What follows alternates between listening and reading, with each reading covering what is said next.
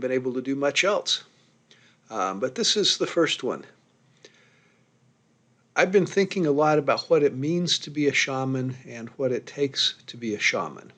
First of all, shamanism is an experiential path. It's not an intellectual one. You can't become a shaman by reading about it in a book. Shamanism is something that you have to do, to experience, and to practice a lot. And that means when we start out, it's a good idea to practice shamanism for ourselves. Once we get good at it for ourselves, we can expand our circle and do it for family or family and friends. And gradually our circle of influence, our circle of the people that we work with will increase. And remember that shamans are recognized as such by the people that they serve. They develop a reputation for being successful, for being able to help other people. To do that in shamanism, we have to do a lot of inner work. We have to worry about ourselves and what's going on inside of us. And one of the things that I've been thinking about is Jones and Davis's attribution theory. It's a theory that explains how we make sense out of the world and how we explain what happens to ourselves and to other people. In attribution theory, people make attributions. An internal attribution is an attribution that says, whatever happened, I caused. It's internal. I caused it to happen. An external attribution is one that says, something happened to me, but I'm not responsible for it. I didn't choose for that to happen. I didn't cause for that to happen. It just happened to me. The fundamental attribution error occurs because we make different attributions for ourselves and for other people. Typically, when we're thinking about ourselves, when something good happens, we say, I caused that. I'm smart.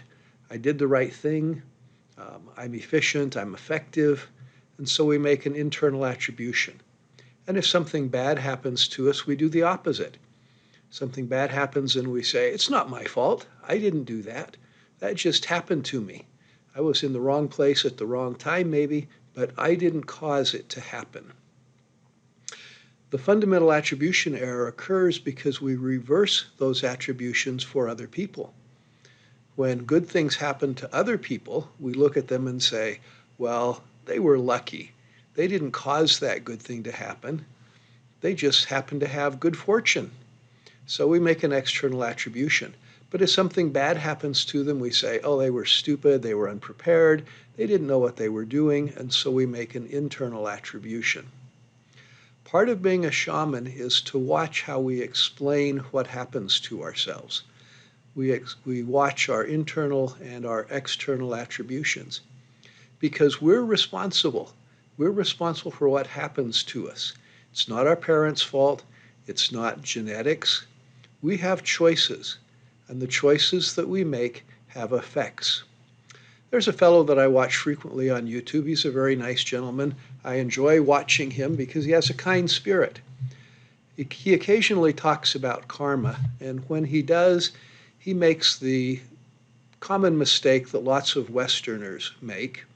I view karma from the point of view of a Buddhist monk because I am an ordained Buddhist monk. And so I probably have a little bit of a different perspective on karma. Karma is just a law of cause and effect. Karma is not somebody up in the sky who's keeping track of what we do and punishing us when we do something bad. It's just cause and effect. Everything that we do is a cause, and all causes have effects. We tend to think that causes and effects should be related temporally and spatially. When we do something, we think that the effect should be immediate. We should be able to see the effect. But that's not always true. Sometimes there's a big separation in both time and space between what we do and the effects that we see. And so they're not always causally related in time and space. That reminds me of when I spent a year in Southern California. You're probably familiar, at least from photographs, of what the freeway system in Southern California looks like. It's wide and it's packed, typically. And so you drive down the freeway with 5 or 6 lanes of traffic going in each direction at a whopping 20 miles an hour if you're lucky, and all of a sudden traffic comes to a grinding halt for no apparent reason. And I used to explain it by saying stupidity just wafted across the interstate, and that caused everybody to stop. But what probably happened was some clown 5 miles ahead was in the leftmost lane and decided that he or she wanted to exit, and they had just arrived at the exit, and so they pulled across 5 lanes of traffic, causing everybody to slam on their brakes. And that had a ripple effect for 5 miles or more down the freeway. And it caused all of us to have to slow down or stop miles and miles away from the actual event and minutes after the event had happened. So the cause and the effect didn't happen at the same time and at the same place. Karma, again, is just a law of cause and effect. We do something and it has an effect. Sometimes the effect is good, and so we have good karma. Sometimes the effect isn't good, and we have bad karma that we have to work out, sometimes in this life, sometimes in the next life, if you believe in reincarnation. But that's part of working on ourselves. Remember to make internal attributions. You're responsible. Take responsibility for your actions and the consequences of your actions. Remember that all of our actions have effects, and very often those cause and effects create cause and effect change, where we make an action, create a cause that has an effect. That effect is a subsequent cause that creates another effect, and the chain continues for a long sequence of causes and effects. It's a good idea to get into the practice of looking at a decision before you take it, think before you act, and then foresee all of the potential outcomes of that decision and ask yourself, is that what I really want to have happen? Maybe 5 or 6 or more steps down the causal chain? And if it's not, then don't do it. It's a hard thing to learn how to do, but it's well worth the practice. And so if you want to be a shaman, start out by working on yourself. Clean your own mind and your energies and your actions up so that you're a clean vessel. So that when you work with spirit, both in the lower world and the upper world, you're able to interact authentically with those entities and work authentically with the people that you serve.